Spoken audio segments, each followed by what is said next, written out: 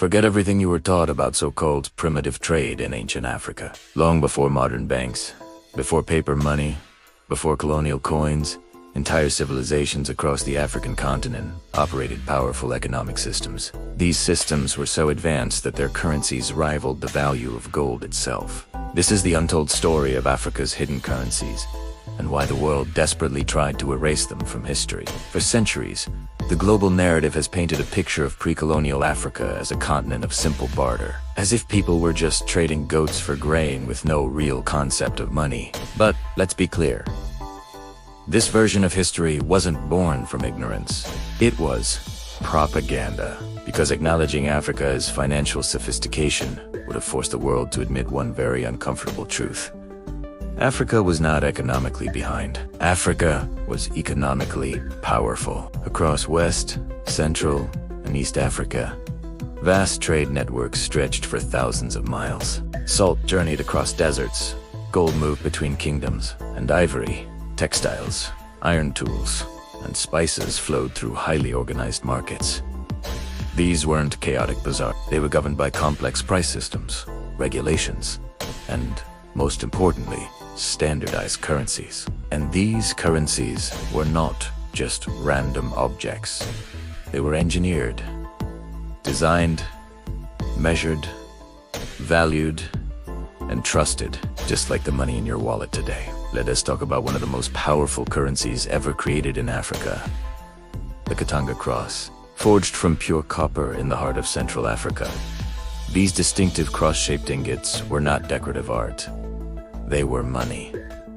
Serious money. A single cross could purchase essentials like food for a family, valuable livestock, or even land. They were used to pay marriage dowries. These crosses were heavy, standardized in weight, and incredibly difficult to counterfeit, which made them a stable store of value. In fact, traders trusted Katanga crosses so much that they were used in international trade routes, right alongside gold. Then there was the Kissi Penny.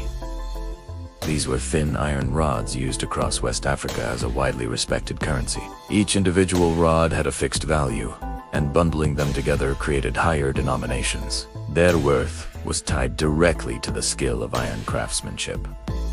Now, why is that so important? Because iron production required advanced metallurgical knowledge. We're talking about precise temperature control, complex smelting chemistry, and/or purification techniques. In other words, these currencies were a direct representation of scientific mastery. They weren't primitive, they were technological marvels. And perhaps the most globally influential African currency was the manila. Shaped like a bracelet and typically made of copper or bronze, manillas functioned as legal tender across massive regions of West Africa. They weren't just a local currency, they were an international trade currency. When European merchants first arrived on African shores, they quickly realized something shocking. Their own gold and silver coins often held less value in African markets than these locally trusted currencies.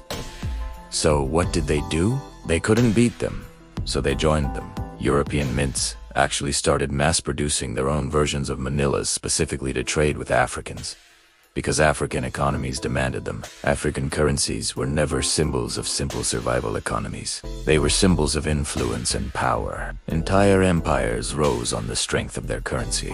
Trade alliances were formed because of them. Kingdoms negotiated their power and influence through them. The African blacksmiths, miners, and metallurgists who created these currencies weren't just craftsmen. They were financial architects. Their specialized knowledge determined value. Their skills controlled the money supply. Their currencies shaped the flow of trade. And that means one thing is undeniable. Africa helped define global economics long before the colonial era even began. So, why weren't you taught any of this in school? Because history is often written by those who benefit from silence. Colonial narratives needed to portray Africa as economically inferior to justify domination and exploitation. Acknowledging the existence of advanced African financial systems would have completely destroyed that illusion. So, textbooks were simplified, historical records were lost or destroyed, and the stories faded into obscurity. But the truth has a way of surviving, and today, that truth is speaking again, louder than ever. The Katanga Crosses, the Kissi Pennies, the Manillas. These were not just interesting relics from a forgotten time.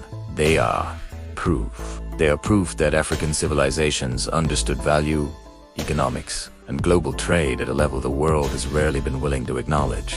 They remind us that true wealth is not defined by who gets to write the history books, but by who actually shaped history. The story of Africa's economic power was never gone. It was simply hidden. Thanks for watching. If you found this story as fascinating as I did, make sure to like, subscribe, and hit that notification bell so you won't miss our next dive into the hidden truths of history.